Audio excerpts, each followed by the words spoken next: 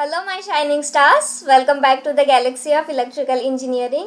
सो आज के वीडियो में हम कुछ questions performance of transmission line से डिस्कस करेंगे और ये हमारा 5th पार्ट है from this particular topic. So I request you to please watch part 1, part 2, part 3, part 4 also, because उस वीडियोज़ में भी बहुत सारे important previous year GATE questions को हमने डिस्कस कर लिया है। सो मैं आपको आई बटन पे लिंक प्रोवाइड कर दूंगी। So for now let's begin the video.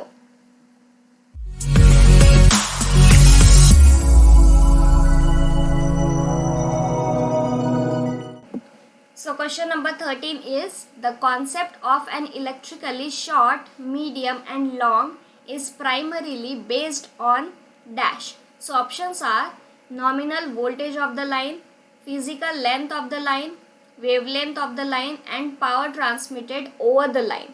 So these are the options. So हमें फाइंड आउट क्या करना है कि जो हमारा शॉर्ट, मीडियम और लॉन्ग ये जो क्लासिफिकेशन किया गया है ये किस पैरामीटर पे बेस्ड ये क्लासिफिकेशन किया गया है। ठीक है। So if I have to write here for short, medium and long transmission line, so सबसे पहले I would like to start with short transmission line. So short transmission line हम किसे कहते हैं? शॉर्ट ट्रांसमिशन लाइन अगर किसी line का length less than 80 kilometre होगा, अप टू 80 किलोमीटर, सो उस लाइन को हम शॉर्ट ट्रांसमिशन लाइन कंसिडर कर सकते हैं। एंड ऑल्सो अगर ये ऑपरेट हो रहा होगा 20 kV वोल्टेज पे या फिर उससे भी कम, up to 20 kV, then it is known as short transmission line. So different books में डिफरेंट वैल्यूज़ दिए गए हैं किलोमीटर्स के और केवी के भी। सो आप उसे देख लीजिए कि कौन कौन से डिफरेंट वैल्यूज़ दिए गए हैं। ठीक है। सो कभी कभी ये 20 kV यहाँ दिया गया है ना, कभी कभी 33 kV भी कंसिडर किया जाता है या फिर 11 से लेके 33 kV तक भी शॉर्ट ट्रांसमिशन लाइन को कंसिडर किया जा सकता है। ठीक है। Second one we have here is medium transmission line. Medium transmission line, so medium transmission line के लिए लेंथ कितना होने वाला है? So it is going to be between 80 kilometre से लेके, तो we are going to have 240 kilometres तक। अलग अलग बुक में इसके भी अलग अलग वैल्यूज़ दिए गए हैं। कुछ बुक्स में 80 किलोमीटर से लेके 200 किलोमीटर भी दिया गया है। ठीक है। एंड ऑल्सो जो वोल्टेज, जिस वोल्टेज पे ये ऑपरेट हो रहा है, so that voltage different books में अगेन डिफरेंट दिया गया है। So it is going to be between 20 kV से लेके तो 132 kV तक और 20 kV से लेके तो 100 kV तक। सो ऐसा कुछ आपको वैल्यूज़ मिलने वाला है for medium transmission line. And when it comes to the long transmission line, long transmission line इसका लेंथ कितना दिया गया है लॉन्ग ट्रांसमिशन लाइन के लिए?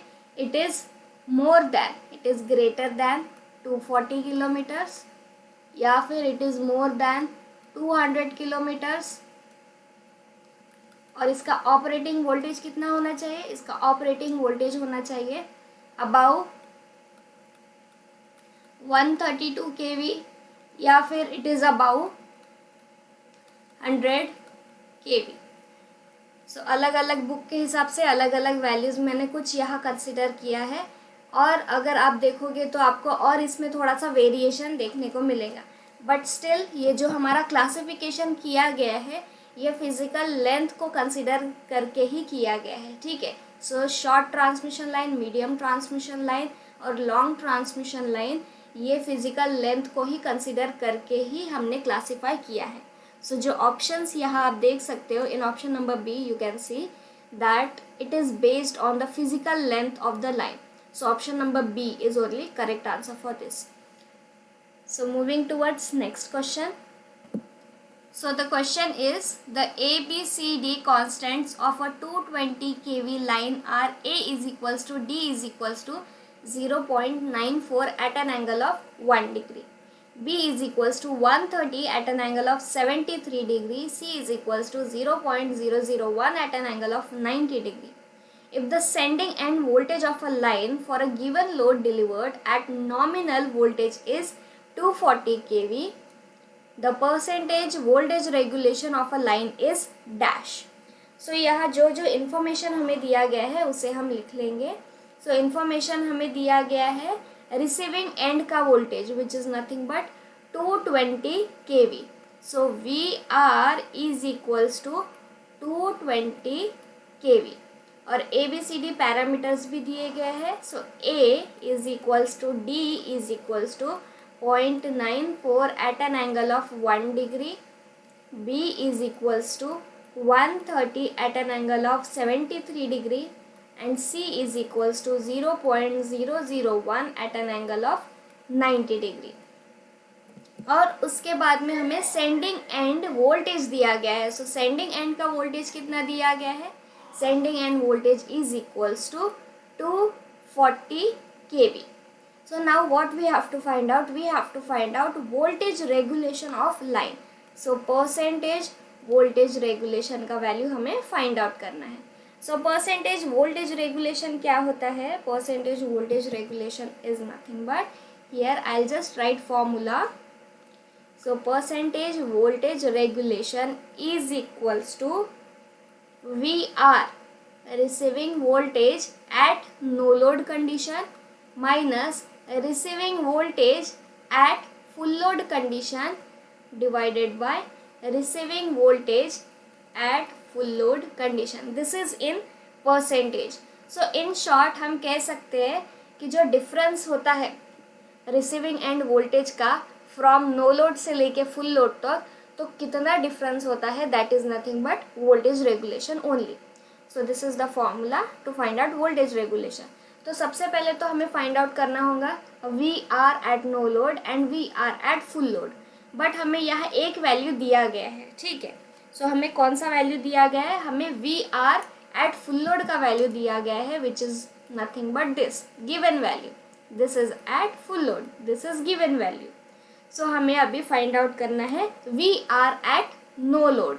सो नो लोड मतलब लोड का वैल्यू क्या हो जाएगा? लोड का वैल्यू 0 हो जाएगा. अगर लोड का वैल्यू 0 होगा देन लोड करंट का वैल्यू भी 0 हो जाएगा.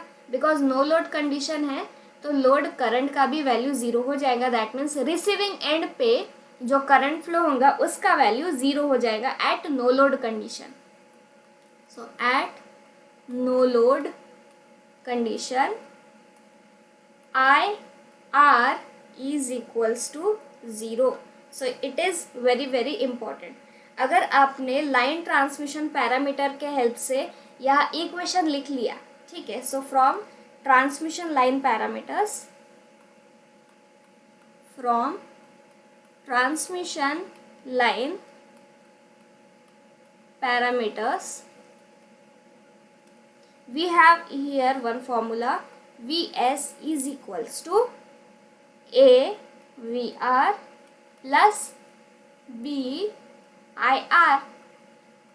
But at no load condition IR का वैल्यू क्या हो जाएगा? IR का तो वैल्यू 0 हो जाएगा, ठीक है. So I will just substitute here IR is equals to 0.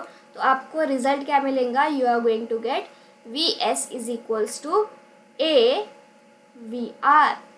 So this is the value. So VR का वैल्यू क्या निकल के आएगा? VR का value is equals to Vs by A. So this is at no load. This is at no load. So it's a receiving end voltage at no load condition. So Vs का value क्या हमारे पास दिया गया है? So yes, we have Vs का value. So Vs का value is 240 kV, ठीक है. So it's 240 kV और A का वैल्यू दिया गया है 0.94. So here I'll just substitute values. So 240 divided by 0.94 which is equals to, जो भी रिजल्ट आएगा वो आप फाइंड आउट कर लीजिए. फिर इसके बाद में what we have to do here, we have to just substitute all the values in our formula. सो हमारा फॉर्मूला कौन सा है? So this is our formula. So इस फॉर्मूला में आप पूरा का पूरा वैल्यूज सब्स्टिट्यूट कीजिए. So percentage voltage regulation is equals to V are at no load is this one. So I'll just simply write 240 divided by 0.94 minus 220 divided by 220 into 100. So जब आप इसे फाइंड आउट करोगे ना तो आपको एक percentage में वैल्यू मिलेगा and that percentage is going to be 16.05%. So voltage regulation का वैल्यू हमें मिल गया है. So what is the voltage regulation? So percentage voltage regulation is equals to 16.05%. So this is correct answer. So let's check कि किस option में आपको ये दिख रहा है.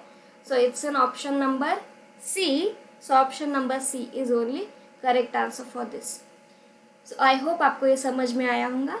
सो मूविंग टुवर्ड्स नेक्स्ट क्वेश्चन.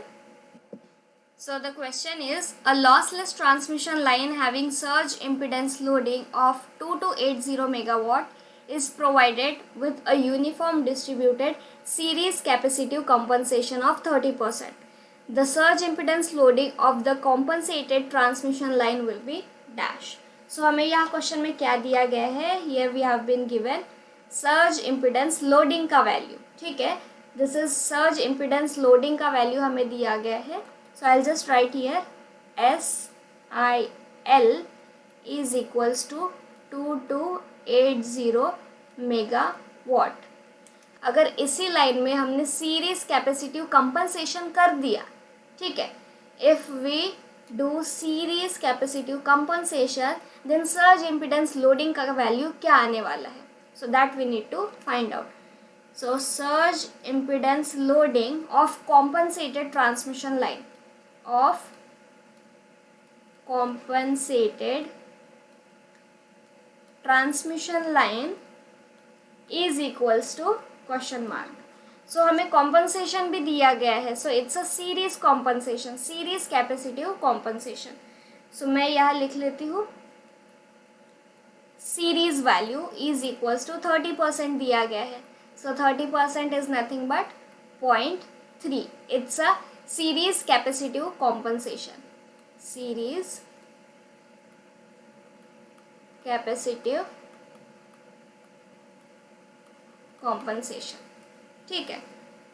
सो आपको सबसे पहले तो क्या फाइंड आउट करना है? सबसे पहले तो आपको कैरेक्टरिस्टिक इम्पिडेंस फाइंड आउट करना है, या फिर आप इसे सर्ज इम्पिडेंस लोडिंग भी कह सकते हो. तो सबसे पहले तो आप अनकॉम्पनसेटेड के लिए फाइंड आउट कीजिए. अनकॉम्पनसेटेड मतलब दिस वन. फिर उसके बाद में हम कंपनसेशन के लिए फाइंड आउट करेंगे. सो जब कॉम्पनसेटेड हो जाएगा ट्रांसमिशन लाइन तो उसके लिए बाद में हम कैरेक्टरिस्टिक इम्पिडेंस फाइंड आउट करेंगे. सो सबसे पहले हम अनकॉम्पनसेटेड लाइन के लिए ZC का वैल्यू फाइंड आउट कर लेते हैं. So ZC is equals to √LC. So L का वैल्यू हमें कुछ दिया गया है क्या? नहीं. C का वैल्यू हमें कुछ दिया गया है क्या? नहीं. हमें बस सिंपली यहाँ दिया गया है कि कॉम्पनसेशन किया गया है. सो कॉम्पनसेशन कितना है? इट्स 0.3. सो आप ZC को ऐसे ही ZC रखिए. फिर इसके बाद में आप सर्ज इम्पिडेंस लोडिंग का वैल्यू लिख लीजिए. So SIL it is uncompensated. It is uncompensated which is equals to V square by ZC. So this is the characteristic impedance of uncompensated line. So now what we have to do? We have to find here characteristic impedance for compensated transmission line. So this is uncompensated. So अभी हम find out करेंगे characteristic impedance for compensated transmission line. Compensated transmission line. So इसका value क्या आएगा? Z dash C आप consider कर सकते हो, या फिर सिंपली Z कॉम्पनसेटेड भी लिख सकते हो. So I just write here Z compensated instead of Z dash. ठीक है, सो हम Z कॉम्पनसेटेड लिखेंगे which is equals to under root L divided by C. So L divided by C ये simply uncompensated characteristic impedance का value हुआ है. But अगर compensation किया गया है सो कॉम्पनसेशन के लिए एक नया टर्म इंट्रोड्यूस्ड हो जाएगा. That is going to be L के लिए 1 माइनस गामा SE. SE मतलब it's a series compensation, it's a series capacitive compensation. और C के लिए 1 minus gamma SH. So gamma SH क्या होता है? It's nothing but shunt inductive compensation. और गामा SE मतलब series capacitive compensation. So simply हम अंडर रूट L और C को सिंपली ZC से भी कंसिडर करेंगे. So here I just right ZC compensated is equals to under root LC under root 1 minus gamma SE by 1 minus gamma SH. So ये कौन सा value है? This is the characteristic impedance of uncompensated line. So here I'll just write ZC compensated is equals to ZC uncompensated under root 1 minus gamma SE by 1 minus gamma SH. So this is one important relation. फिर जैसे ही हमने characteristic impedance को find out कर लिया है, now आप surge impedance loading को find out कर सकते हो. सो मैं यहाँ लिख लेती हूँ गामा SE क्या होता है? It's nothing but series capacitive compensation and SH gamma SH is equals to shunt inductive compensation.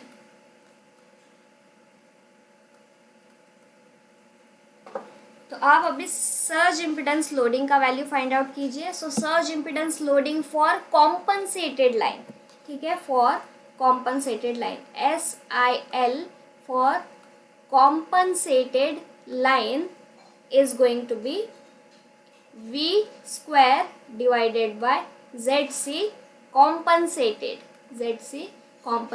This is the formula.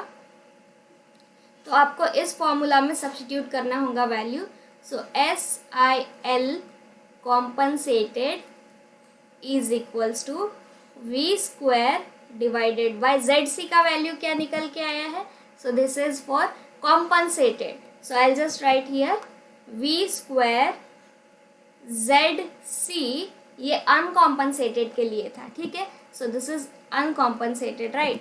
So ZC uncompensated into under root में जो भी वैल्यू था वो आप यहाँ लिख लीजिए. So under root 1 minus gamma SC and 1 minus gamma SH. So जब आप इसे सिंप्लीफाई करोगे ना तो आपको एक वैल्यू मिलेगा, ठीक है. सो जो वैल्यू आपको मिलेगा that is going to be V square divided by ZC uncompensated into under root 1 minus gamma SH divided by 1 minus gamma SE. So ये आपको सर्ज इम्पिडेंस लोडिंग कॉम्पनसेटेड के लिए मिल जाएगा. सो आप इसे ऑब्जर्व कीजिए कि ये कौन सा वैल्यू है, ये कौन सा वैल्यू है. So it is nothing but surge impedance loading for uncompensated transmission line. So this is uncompensated transmission line. So I'll just replace this V square by ZC uncompensated with surge impedance loading uncompensated. ठीक है, so I'll just write here